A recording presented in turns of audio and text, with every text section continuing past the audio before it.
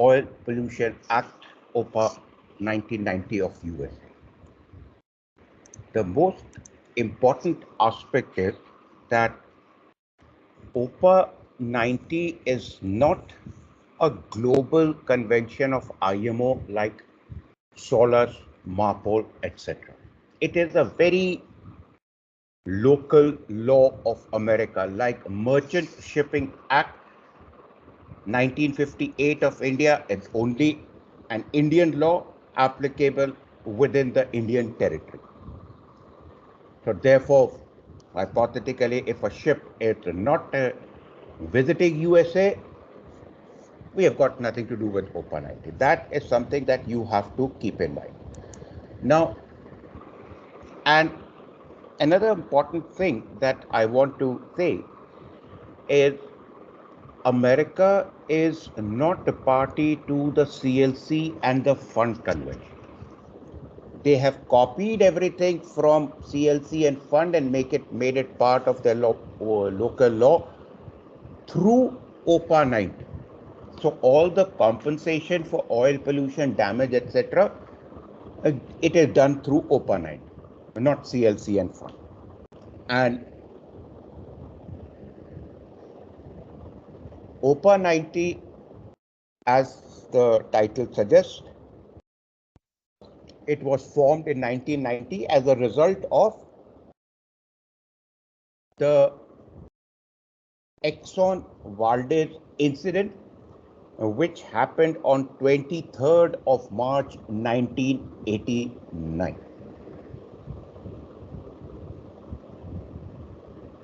And just to tell you a background of the Exxon Valdez incident,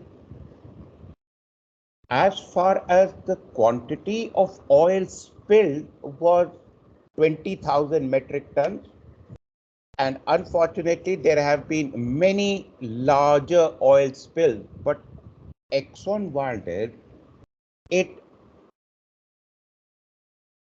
created a lot of media hype and coverage, because till today, as far as the damage compensation is concerned, Exxon Valdez incident has been the maximum, where the total damages that were paid as a result of oil pollution by the Exxon shipping company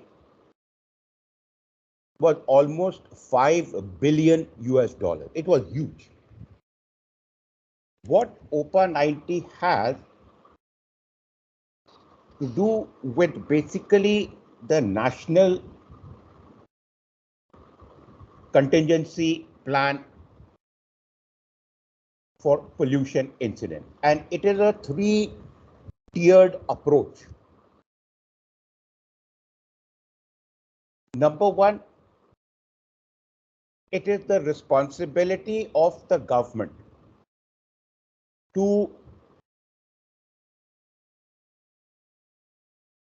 create that effort for handling all oil pollution contingency. They don't pay for it, but they are the umbrella under whom all the entities will work for cleaning up.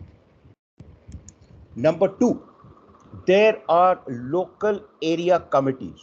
Federal means national, state level and local government officials who will have their own contingency plan for handling oil pollution incidents, both on the west coast and the east coast.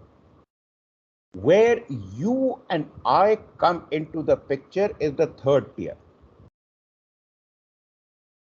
that we are supposed to carry a VRP or an NTVR, vessel response plan, applicable to oil tankers who are visiting USA, and for all the other non-tank vessels, that is the dry cargoes, are required to have the NTVRP. Now, this is something very important. You would have seen it on board the ship. even though your ship is not going to be calling, you will have either a VRP or an NTVRP. That is not a single page document, it's a whole compendium. What is the procedure? The ship owner develops the VRP or the NTVRP, as the case may be, applicable to a particular ship, and sends it to the US Coast Guard for their approval. And after going through it, the US Coast Guard approves it by putting their stamp, and it's an unwritten procedure that US Coast Guard will take at least 2.5 months to approve a VRP or an NTVR. And it is not something that suddenly you get a call to visit one of the US ports and there is no VRP and you develop the ship owner and okay, puts it on the ship. No. Another important aspect is your job as a mate and a master tomorrow is to ensure that it is the latest version of the VRP that is on board the ship. Because again, any amendment that takes place to the VRP, and I'll tell you where are the most frequent amendments to the VRP that take place. Any amendment that takes place, the ship owner is supposed to amend that, send that amendment to the US Coast Guard for approval. They will approve it, update their database, and send the approved amendment, which again is sent on the ship by the ship owner for you to include the amendment. Now, as part of the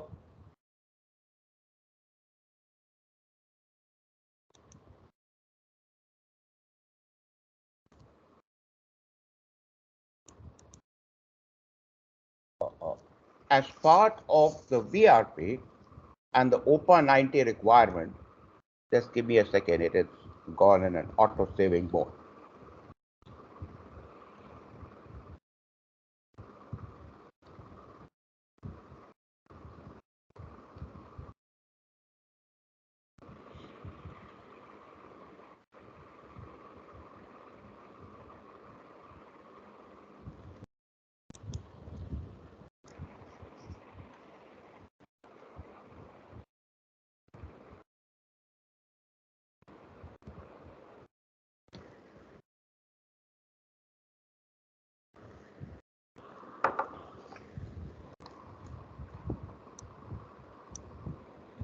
The most important aspect of OPA 90 and the VRP is as part of VRP slash NT-VRP under OPA 90, you're supposed to have a qualified individual, QI. Qualified individual is supposed to be or is required to be an American citizen who is based in America and is employed and paid for by the ship owner. What is the job of the qualified individual? If the ship is involved in an oil pollution incident, the qualified individual on behalf of the ship owner will be the contact point for all the authorities coming into play for the contingency measures and the cleanup measures. He has to be based in America. It does not mean that he has to be based in the port. He could be sitting middle of America but that is fine. The other requirement as per OPA 90 and as part of VRP and NT-VRP is oil spill response organization, OSRO. Again, OSRO is also supposed to be a company which is an expert in conducting cleanup measures and coming into fray for contingency measures if a vessel is involved in an oil pollution incident in America. Again, the requirement is that this company has to be based in America with its principal of area of business in America, registered in America, to be hired and paid for by the ship owner. Now, these are the two areas where the frequent amendments to the VRP and the NT-VRP come. After 3-4 years, let's say ship owner had decided I will employ another qualified individual. So the QI, the full style details will change, which is part of the VRP. The ship owner decides after 5 years, okay, now I'm going to hire another OSRO and finish up my association with the previous OSRO. The full style detail will change. And not only it will be an amendment to the VRP, but the US Coast Guard has to be informed. So the ship owner on that particular page of the VRP informs the Coast Guard about any changes in the QI or the OSRO, their full style detail, sends it for the approval to US Coast Guard, who will update their database, approve the amendment, and the ship is informed. So your job on the ship, go ahead. This also, will be depending on the where the spill has occurred ना sir. This COTP रहते हैं ना sir, जैसे Galveston का अलग है वैसे है, तो वो ओसरो तो उसके अंडर आता होगा ना? नहीं, but it is a requirement under OPA 90. हाँ, लेकिन just like you said that if I want to change my OSRO, suppose my spill has occurred somewhere in Delaware River, so वहाँ का तो वही रहेगा ना OSRO जो COTP के अंडर आता रहेगा. नहीं, COTP is captain of the port. The point is, OSRO, I mean, it's up to the ship owner that for the East Coast, he employed another OSRO close to the East Coast, and for the West Coast, he has another OSRO close to the West Coast. That is entirely up to the ship owner. But the approval of them has to come from the US Coast Guard and indicated in the VRP. So this OSRO is a governmental organization or a private? They are all private people, yeah. They are all private companies. And the individual is private person. But they are not like any XYZ, but these people, they are aware what is the meaning of oil pollution contingency, how to manage and organize that. You will not have somebody working in a bank acting as a qualified individual. US Coast Guard will never approve it. The person should be into the field. No? Got it?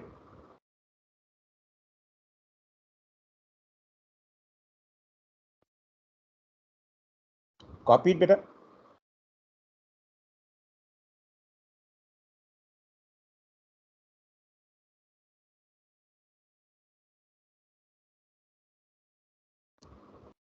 Have I answered your question?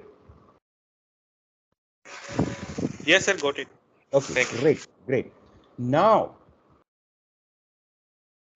God forbid if your ship is involved in an oil pollution incident in exactly the same sequence, who will you inform? सबसे पहले number 1 will be your QI, company वगैरह बाद. First, inform the QI as per the. Number two, your COTP, captain of the port, closest where it has happened. Number three, your OSRO. Number four, US Coast Guard. Number five, ship's agent. Number six, your P&I club. Number seven, company. These are the people you will inform immediately, and it is strictly in that order. You may say, sir, isn't it the job of QI to inform the OSRO? No, it is not the job. It is your responsibility. When you inform the QI, he will start informing the people, but the ship also has a responsibility to inform the people. That is the most important. Another thing, OPA 90 says any ship involved in an oil pollution incident, it is not a civil offense, it is a criminal offense. So therefore, the associated punishment will be according. That puts a lot of responsibility on part of the ship. Let's say, and I'm talking about information. Your ship is alongside in one of the US ports. You see a sheen somewhere near to your ship. It does not mean that it is not from your ship, your job is done. No. Your ship can be also fined under OPA 90. It is very silly, but I'll tell you why. You see a sheet, you immediately, as a smart officer, you confirm from the engine room, please confirm this sheet is not from my ship. The duty engineer confirmed not from ship. Pick up the VHF, inform the QI, the captain of the port, US Coast Guard, and make the logbook entry. Because, and thereafter the Coast Guard will come on your ship, they will see, go into the engine room, confirm, yes, the ship is telling the truth. It is not from ship. Okay, Captain, thank you very much. Leave the rest to us. If you don't do it, why the ship will also be fined something called as obstruction, something called as obstruction of justice. What is this? This ship had seen the sheet, and because they did not inform us in time, we could not reach the source of the leak causing the sheet in time. Some people near the source of the leak could not be given justice in time. Therefore, this ship is involved in obstruction of justice, $5,000 fine. Sounds very silly, but that's what it is. Even if the sheet is not from your ship, you are in a US port, you are supposed to inform. That is the focus of VRP and OPA 90. Now, there is a very, you can say, penalties for non-compliance. This is part of non-compliance of not informing in time. There is a, I'll say, incorrect information. Oh, OPA 90, unlimited liability. No. The way the law in America functions, you have the national law. Below that, you have the state law. Individual states have their own laws. And as per the Constitution of America, if an individual state law wants to have a law which is stricter or higher than the national law, they are at complete freedom to do so. But because it's a national law, no state can have a law below the national law. They can have it higher than that. So there are 3 states only, which is California, state of California, state of Florida, and state of Washington, East Coast, Northeast, where in their individual state laws, they have made their law higher than the national law. Only in these 3 states, you have unlimited liability for pollution damage. Whereas rest of America follows the national law where there are the liability of the ship owner is limited, but this is the maximum that you will pay. Like we do it in CLC, the rest of America follows this. I've sent this table to you and you don't have to memorize it. I'll not advise that. I mean, to waste time. But only thing you need to keep in mind that the limits were increased. The latest effective is 12th of November 2019. That oil tankers greater than 3,000 gross ton, so many US dollar per gross ton, or $23.5 million, whichever is greater kind of a thing. So this is for any other vessel, it is $1,000 per gross ton or $8,54,500, whichever is greater. That is what the maximum they have to pay. These 3 states, whether it is $20 million or $2 billion claim, well, the ship owner will have to pay. That is the meaning of unlimited liability. And the final thing about OPA 90, what I was wanting to say is that at what level does it come? It is something like the OPRC. It begins with the ship's plan, that is vessel response plan for the oil tankers, for all the other ship non-tank vessel response plan, and whichever the case may be, qualified individual and OSRO are the most important aspect of the plan.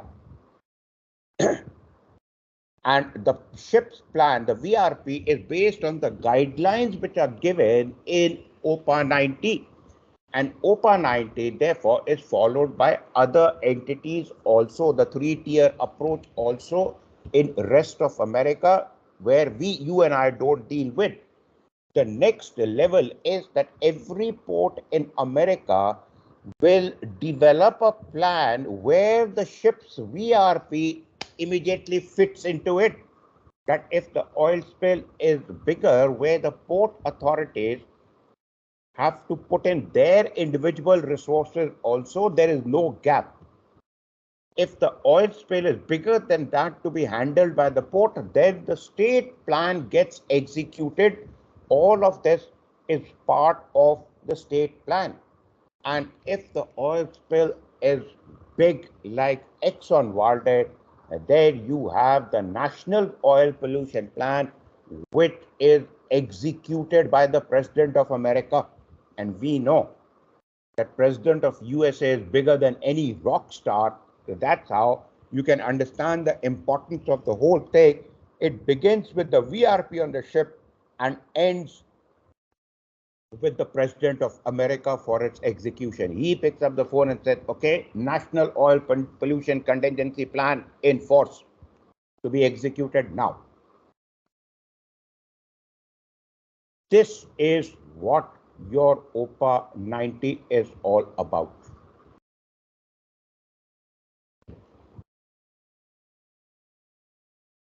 Got it?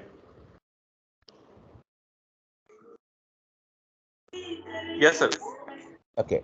So just go through this at the moment. There is a very small aspect because I've almost done. I have three, four Sir, lectures. Go ahead, go ahead. bulk carriers, they doesn't have VR. They have VRP on board with bulk carriers? Yes, they will have the NTVRP, non-tank vessel response plan. Matlab any ship going to USA should have either the VRP or the NTVRP. Okay. Container ship also has that. Every ship better. That is what the requirement of OPA is. So these chemical tankers, will they have something different or the same? No, they will have the VRP.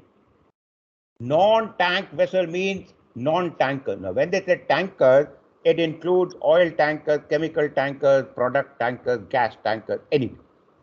They will have the VRP. Non-tank vessel means other than tankers which are dry cargo ships. So we'll have the NTVR. Some elements are different. Because let's face it, beta, in case of dry cargo ship, the only kind of pollution that can happen is from the bunker tanks, right? So the seriousness, the quantity of oil spill will be less. So it will have lesser elements as compared to VRP. But what you see on the screen, the liability will be as per this.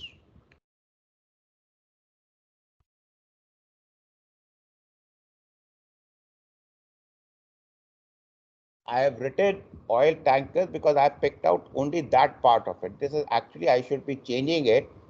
I'll change it here only. Why make a confusion? Tankers. This is tankers. This is tankers. There, this is. Oh.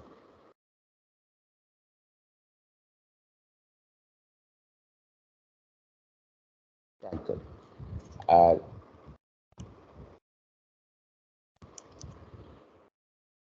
Where you see here, for any other vessel, it is like. Okay.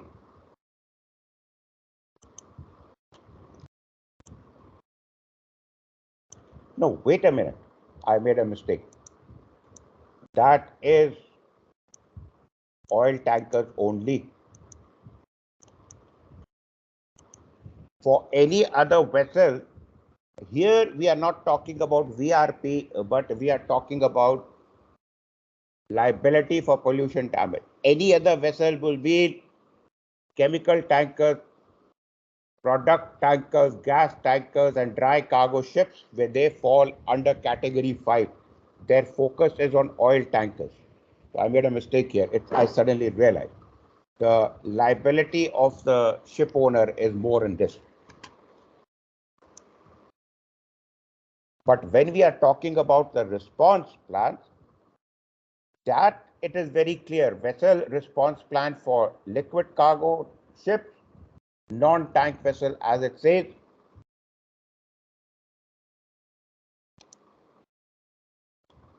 So this is what it is. Got it? I made a mistake, sorry. Environment protection has become a very, very important issue around the world. The only difference is some countries pay a lot of attention to it, other countries not so much attention to it, but you will never find a country who pays zero attention to it. When we talk about from ship's point of view, protection of the marine environment, protection of the air environment from ship source pollution. So never ever think that we, the global maritime industry, are the biggest polluters of the sea. No. Based on the World Bank study and statistic of all the marine pollution that is happening, on ships are responsible only for 12%. 88% of the pollution of the marine environment comes from land-based sources, which we are not responsible for. So don't think that we are the polluters, no. But the point is, a proactive approach is always that we can't have that attitude that first you take care of the 88%, then come to us, we are hardly polluting. No, that will be a very foolish and childish attitude. The reason all these laws are put in place when we are talking about the maritime industry, that okay, good that it is 12% only, but responsibly take care of your pollution sources from ship operation so that it does not go beyond 12%, and through the application of the applicable law try everything to reduce it to less than 12%. That is the approach. So instead of wondering why, we need to take pride and head on, damn it, pollution under by watch is not an option. And you may say that we are allowed, when we were doing MARPOL, like for instance, Annex 1, etc., that we can discharge the effluent up to 15 ppm. Isn't that also polluting? No, because every environment, in this case, the marine environment, has a natural capacity to come back to its original level before any pollution took place. And based on scientific studies way back in the past, it was considered that taking all the ships of the world on international passages, if the effluent discharge is kept within 15 ppm at any given instant, it will be within the natural capacity of the marine environment to keep coming back to its original level, and a permanent damage to the marine environment will not happen. That is it. That's why it is allowed. So coming back to what you see on the screen, NPDES and VGP, this is a highly localized regime, legal regime applicable to America. And when the NPDES system law had started, ship source pollution was not part of it. It was much later on that the environmentalist and environmental lobby in America, which is very strong, they took up the matter at the level of the Supreme Court, that under the definition of point source pollution, a ship can also be considered, individual ship can also be considered as a point source pollution. So within the regime of NPDES, the ship should also be included. And the judgment at the Supreme Court was passed in favor of the environmentalists. So therefore, the ship got included and the system started being applicable to us. So the law is the NPDES. What we prove on board the ship is by having the VGP vessel general permit. So what is our responsibility? Our means on behalf of the ship owner, that we have to individually on individual ship, sorry, prevent any point source. I'll give you an example that what are part of this. Maintain every aspect of such discharges in a record book, and if beyond your control such a discharge has taken place, to report it to the applicable authority, the US Coast Guard, when you are in US, and just take preventive measures. There are no fines associated with this for violation. The focus is on corrective action. remedying the permit violation. There are 26 types of effluents. You have to just remember this number and a few examples. 26 effluents that form part of the VGP under the NPDES. Our focus practically has to be on deck washing. Suppose your deck has not been kept clean and there is a heavy rainfall, and while you are in territorial waters of US, because of that rainfall, the dirt on the deck gets overboard, then it is considered a violation of the vessel general permit, which has to be reported. Silly, but what to do? Like deck wash and runoff, any kind of hold, bilge pumping. I mean, the kind of anti-fouling paint that has been used. I mean, that is done under dry dock. You don't touch it till the next dry dock, but the record of it has to be there. Then any kind of boiler blowed out, cathodic protection, which is again put up in the dry dock, the details of that because there are different types of cathodic protection, different alloys that can be used for achieving the same objective. Then your chain locker is being washed, how that is being discharged.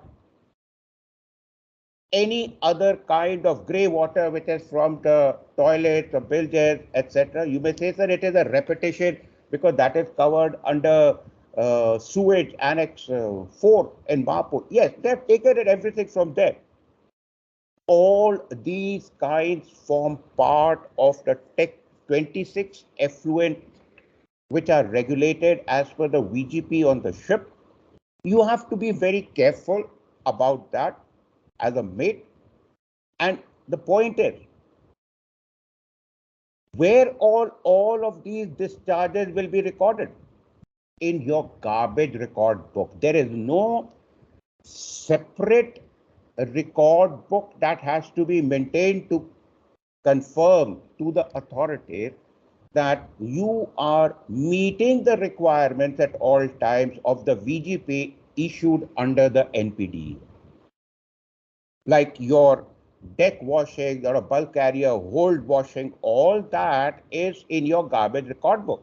So they will refer to that in association with the VGP. Now, how do you get the VGP? It is the ship owner that applies for the vessel general permit.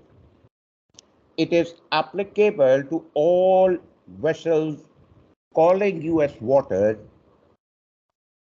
300 gross tons and above, and having a ballast water capacity of 8 cubic meters and above.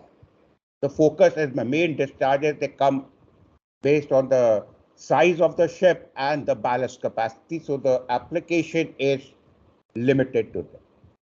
So the vessel owner initially, not every call, it is a one-time thing that he applies for notice of intent with the EPA, Environment Protection Agency of USA,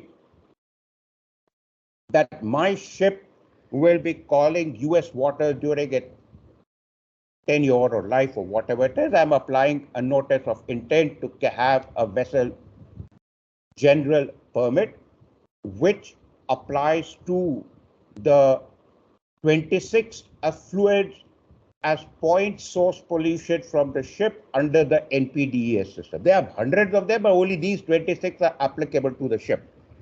Few of them which I've showed example.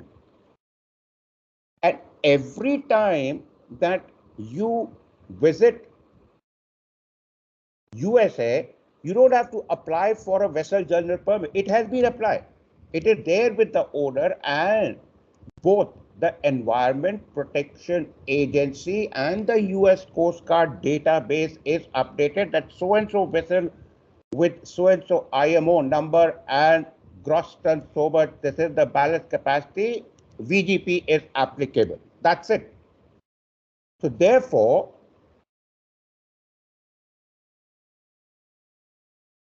the VGP is not applicable to an individual ship. That is what you are supposed to be aware of.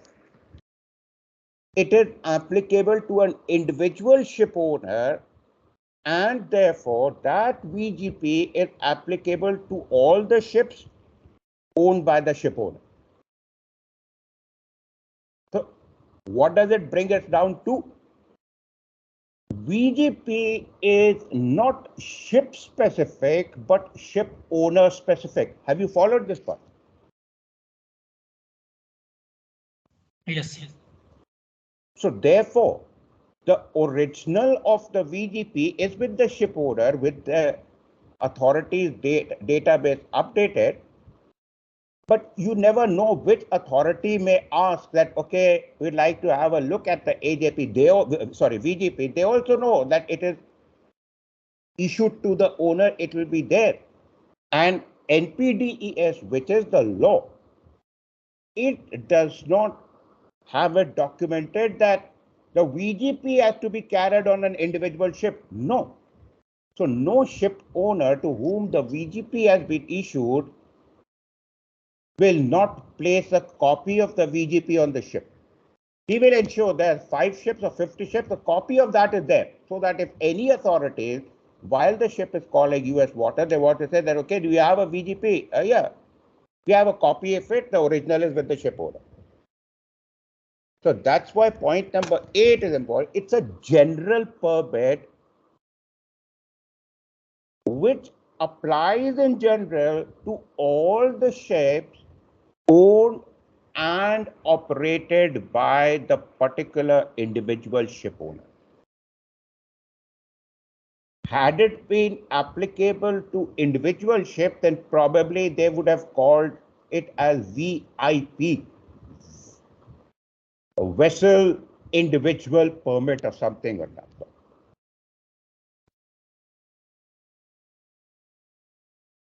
That is what is NPDES, the full form being, you have to memorize these 2 things. I'll tell you what you have to memorize. National Pollution Discharge Elimination System. It gets you additional marks because it conveys that this is a smart answer being answered by a smart student, which all of you are. So you have to differentiate between the VGP and the NPDES first. That A, it is a local law of USA. This is the full form. And it is under this law that the VGP vessel general permit is issued. Number 2, it is not issued, the VGP is not issued to an individual ship, but it is issued to an individual ship owner or the ship operator. Number 4, and because it is issued to the owner, therefore it is called a vessel general permit and applicable in general to all the ships being operated by the ship owner or the ship operator. And therefore, the original of VGP is always at the head office with the ship owner. Number 5, the issuing authority is the Environmental Protection Agency, EPA, of the United States. Number 6,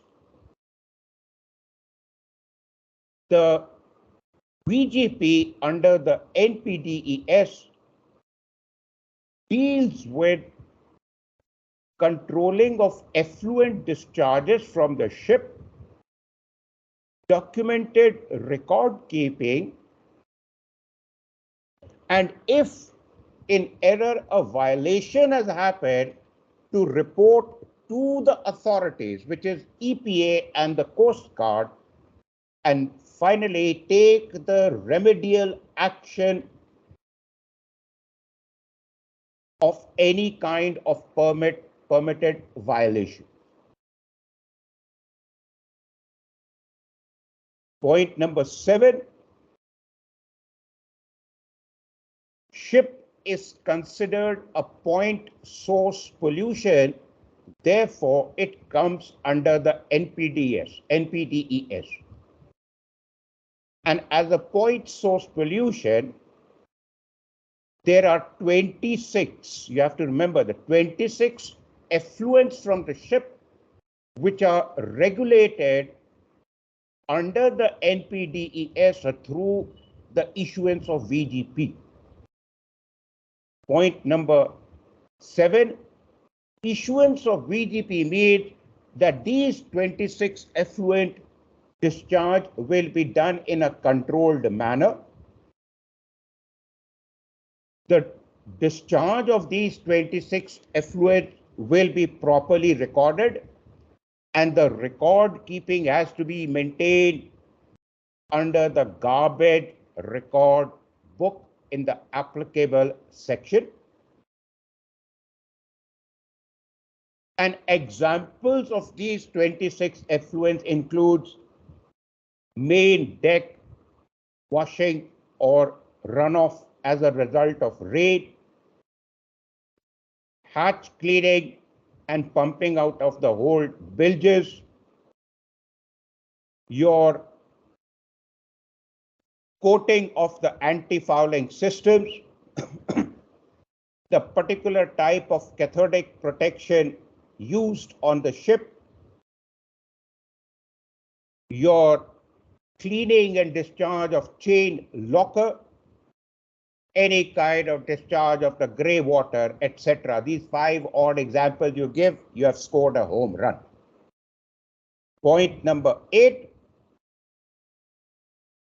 to get the VGP, it is not the ship, but the ship owner or the ship operator that applies to the EPA, Environment Protection Agency, an NOI, notice of intent, where he will give the names of all the ships to which the VGP will be applicable to.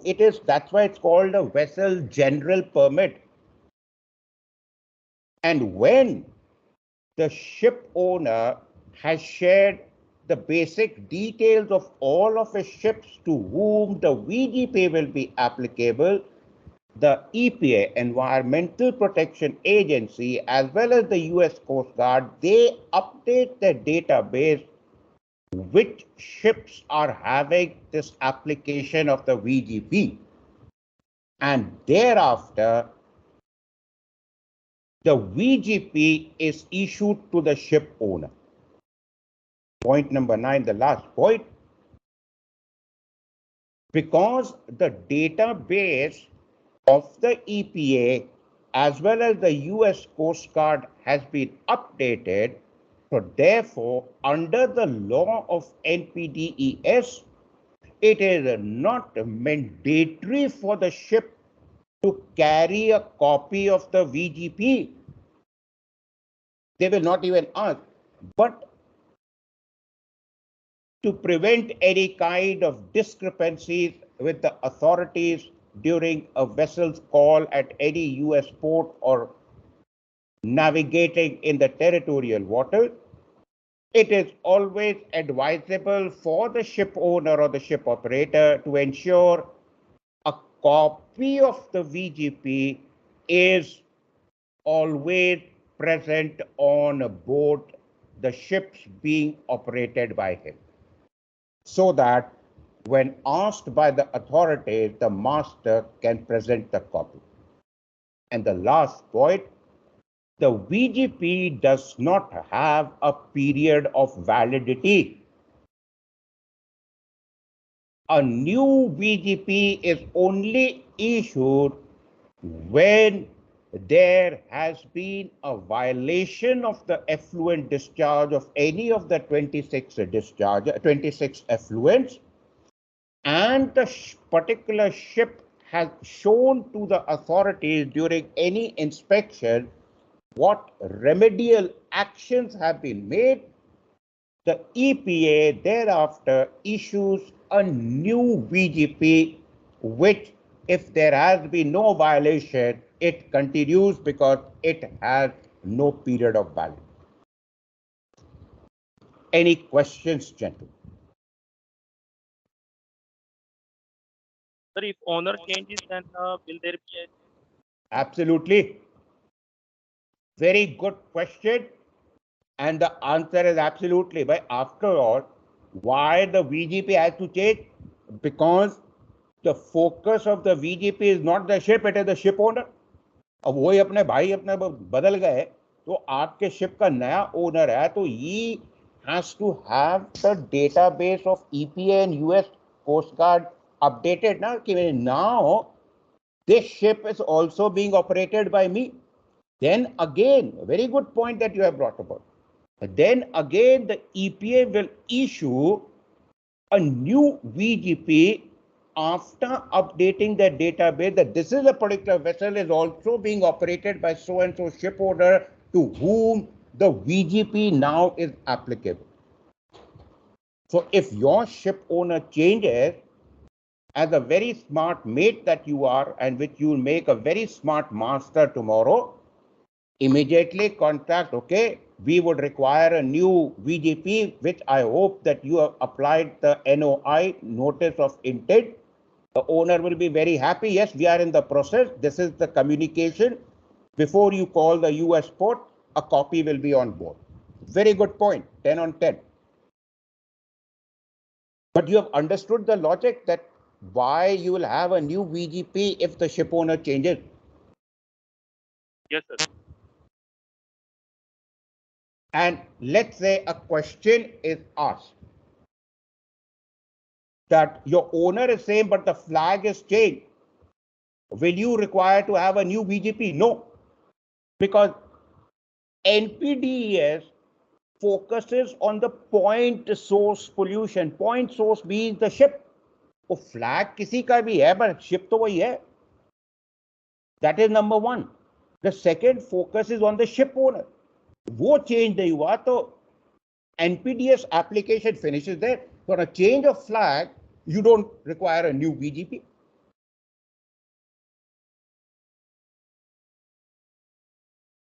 All the owner will have to do, I'm not sure when he's putting the notice of intent, what all details are there. Flag is not important. The ship and the owner are important. Point source. See how I learned from my very, very respected student. You brought about this question, change of ownership. Yes, I extended that to change of flag. We learned. Got it better. Yes, sir. Got it. Thank you.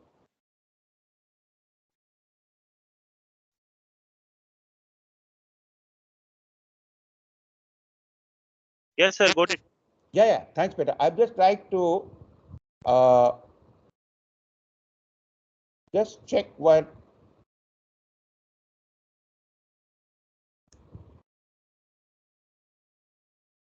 See, notice of intent must include vessel owner and operator information.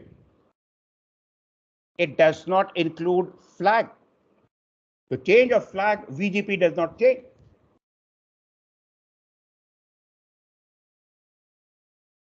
So that is everything you need to know about VGP from your written, oral, and most importantly, practical point of view.